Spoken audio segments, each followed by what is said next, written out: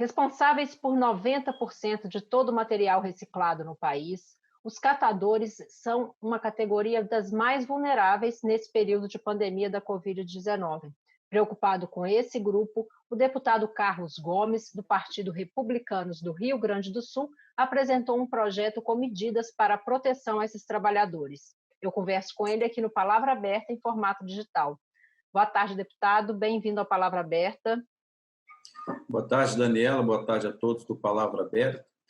E é uma satisfação estar falando através da TV Câmara. Deputado, qual é o quadro que esses trabalhadores da reciclagem estão enfrentando nesse período de pandemia? Olha, Daniela, primeiro eu quero dizer que, de fato, é um grupo muito vulnerável, até porque eles têm a obrigação e a função de separar todo o material manuseado pela sociedade brasileira, através do seu descarte, que chega aos galpões de triagem. Quando não chega, eles saem às ruas para buscar esse material, selecionar, prensar, vender, e alguns poucos que conseguem beneficiar. Então, é um grupo muito vulnerável, porque, na sua grande maioria, sequer eles contam com EPI, então, estão basicamente, se não for 100%, 99% estão em casa, isolados, sem nenhuma atividade econômica, e nós sabemos que são pessoas que trabalham o mês inteiro para ganhar, na sua maioria, 600, 800 a R$ 1.200, salvo as raríssimas exceções em que ultrapassa esse valor, e que eles dependem exclusivamente desse recurso para sustentar a sua família. Deputado, essa realidade se repete tanto nos trabalhadores que são organizados em cooperativas ou outras entidades, como nos que trabalham totalmente informalmente, autônomos?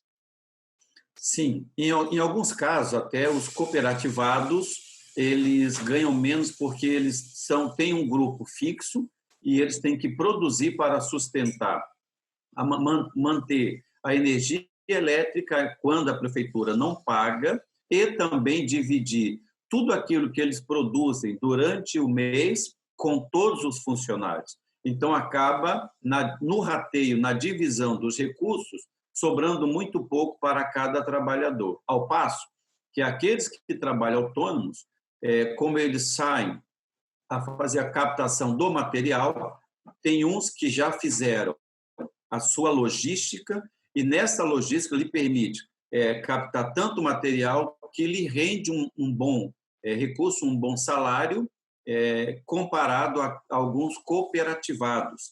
Então, isso não é também uma regra, é exceção, porque quem vive autonomamente nas ruas, via de regra, também ganha muito pouco.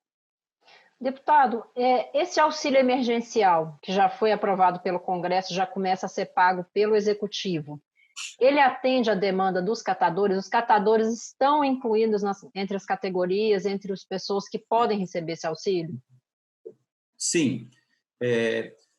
O projeto inicial do auxílio emergencial que foi aprovado pela Câmara, que hoje muitos já estão recebendo, principalmente aqueles inscritos no Bolsa Família, também contemplam, em tese, até certo ponto, os catadores. Porém, ficou uma dúvida acerca dos cooperativados, se eles teriam direito ou não. Mas como eles não têm vínculo empregatício, então se entende que também tem direito. Todavia, o projeto que nós aprovamos ontem na Câmara, os 873, ele explicitou melhor.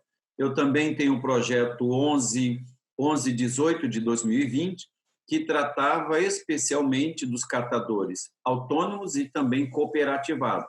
Mas, como ontem a Câmara aprovou o projeto 873, que já é explícito, portanto, já contempla e reforça ainda mais a necessidade de abranger todos os catadores do Brasil, cerca de 1,5 milhão de catadores, para que possam receber o auxílio emergencial durante esses dias ou meses em que perdurar os decretos emergenciais mediante a pandemia.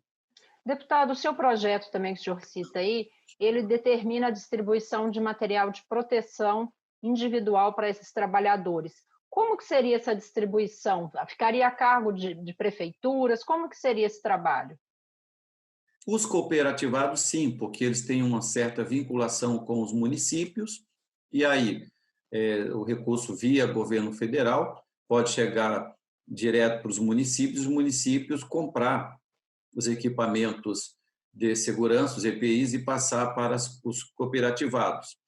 Eu penso que a dificuldade maior seria a distribuição desse material para aqueles que são autônomos, que precisaria identificar um local, um espaço, em que eles pudessem se dirigir a um local devidamente identificado pela prefeitura para fazer a retirada desses materiais antes de sair para a rua, ou retirar, levar para sua casa o necessário diário para que eles, ao sair de casa, já saíssem devidamente com máscara, luvas, tudo aquilo que fosse necessário para a sua proteção individual.